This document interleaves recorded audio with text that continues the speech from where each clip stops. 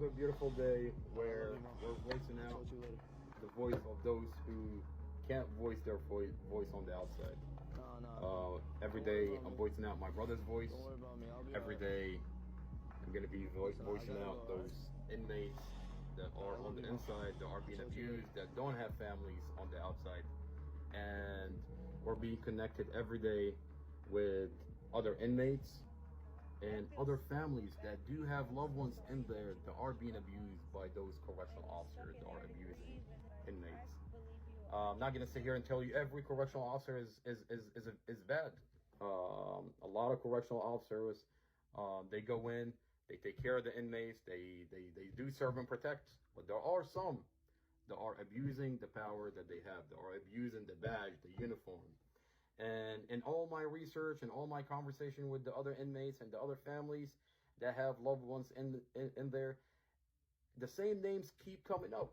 Suda, Correctional Officer Suda, Correctional Officer Tipton, Correctional Officer Malinsky, Sergeant Daniels. These correctional officers are using excessive force. They call themselves inside that jail facility as the Red Team. That Red Team has a reputation. Where when they start beating you up, you're not gonna walk again. So wanted to come on here and cover what happened about a month ago, because this, for whatever reason, is being covered up. It's not getting media coverage. The mother, they scared the mother where she's not coming forward and talking about it. Her son is Sergio Eduardo Diaz Antenez, also known as Sonic, inmate number 2002116.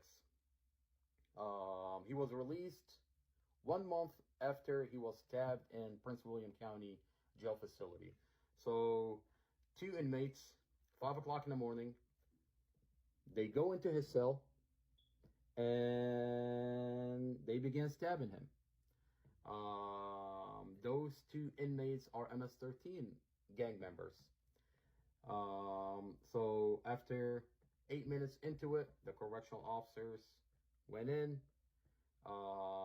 Sergio Eduardo Diaz was sent to Innova Fairfax Hospital, and he was treated there for his stabbings. A month after his stabbing, the mother threatened to sue the jail facility, and she was able to get a motion for her son to be released from the jail facility and be on an ankle bracelet on house arrest. So right now, Sergio is at his house. He is on house arrest with an ankle bracelet. But the mother is scared to come forward and talk about this particular incident. My question is this. 2 inmates, 5 o'clock in the morning, they're MS-13 members. Those doors, that cell door is electronically controlled by the correctional officers. The correctional officers can open it and can close it. That's the only way it can open and close. My question is, how was it open at 5 o'clock in the morning? How did those 2 MS-13 members, how were those 2 inmates able to get that door open unless the correctional officers opened it for them? And my other question is, are there correctional officers that have ties with MS-13 members that were able to coordinate this stabbing with the MS-13 members? The 2 inmates were able to access that door and go in and stab Sergio.